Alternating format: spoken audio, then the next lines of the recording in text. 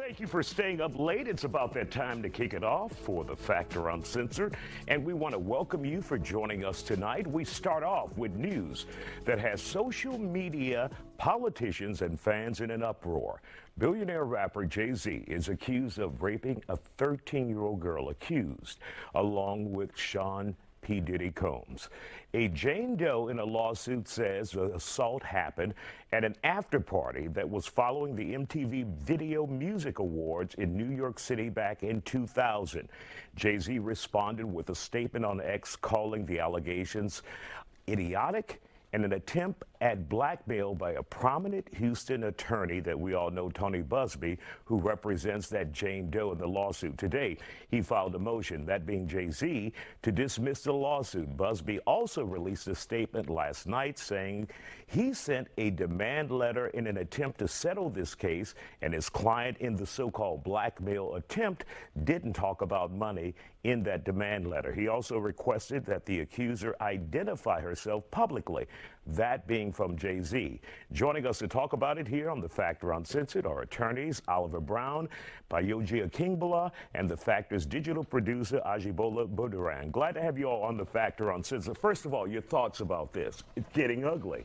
And a major celebrity. It's a major celebrity, and look, I'm not going to get into my personal beliefs.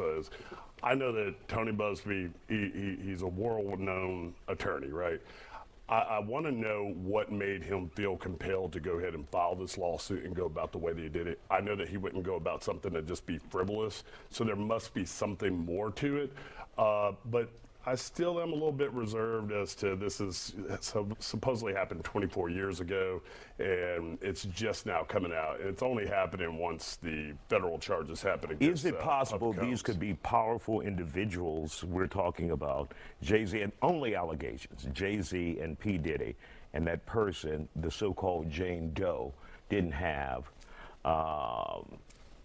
the bravery to come forward and say this? Well, I believe any 13-year-old being in those type of situations wouldn't have bravery to come forward against grown men that did that to him. So, you know, I don't believe that that's going to be a determinant factor based off of the age.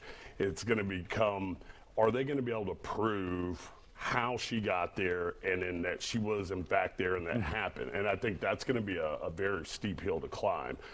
It does come across a little bit, you know, at an inconvenient time of filing this lawsuit. Why didn't this happen? You know, why wasn't the lawsuit filed 4 years ago after all the Bill Cosby things and things like that, when it has become more socially acceptable based off of the Me Too movement? So, you know, again, a 13-year-old is not going to have the bravery to come forward at that time. So nobody should, you know, shame a 13-year-old girl for going through something traumatic. We just want to know if it's true. If it's true or not. Yeah. And then how can you prove it, you know? And that's going to be a difficult task. Bayoji, your thoughts on this?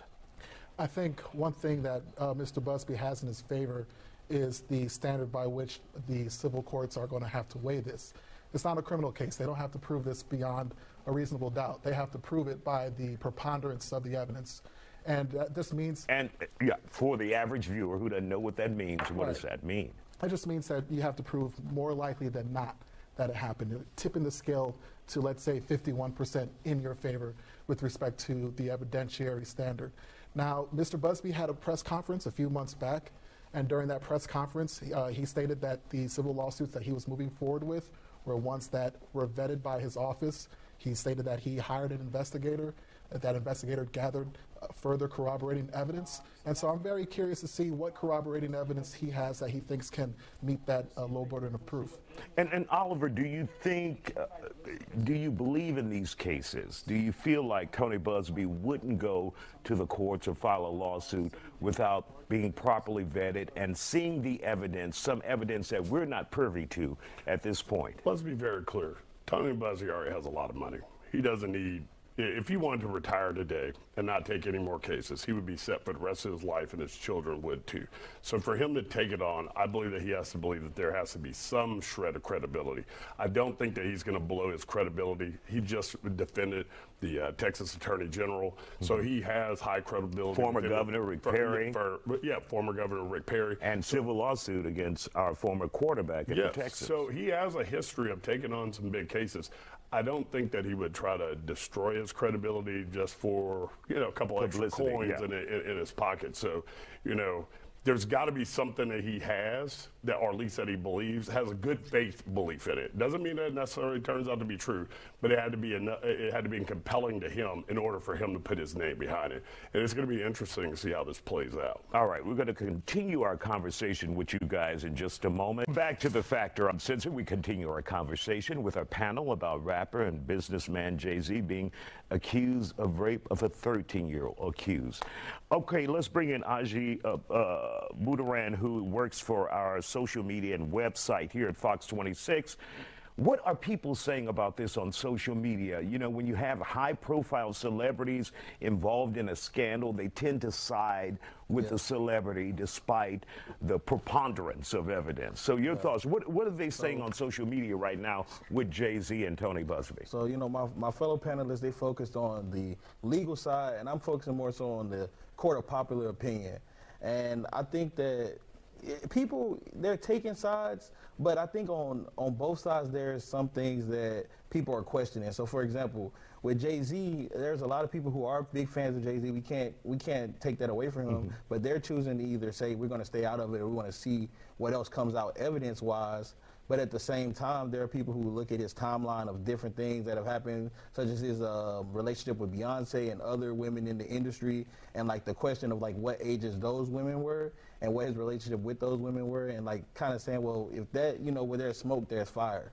But at the same time, with Tony Busby, some people look at him as somebody who's often targeted other high-profile celebrities. Sometimes people see him as a lawyer who is looking for a money grab, even though we already established that he doesn't necessarily need it. But in terms of how the public sees him, they think that he might just be targeting Jay-Z. In the other sense, Jay-Z put out a response pretty quickly, and most of his fans are used to him not responding at all, but he came out very quickly and aggressively, and for some people that was a red flag, because they're saying, well, if this is something that you're not usually responding to or you don't always pay attention to, why now when Busby, when the lawsuit came out, how a few minutes or a few hours later you already have a response, when typically things don't move that quickly. So I think a lot of people have opinions and they're questioning and they're trying to figure out their own way of sorting through all this information. But I think it's going to be hard to really see what side people fall on until we get more evidence. Because again, we talked about the Beehive. Some of them are saying Beyonce should have dropped him a long time ago because he's a liability. And we're seeing it now where he's wrapped up in his case and we don't know where it's going to go.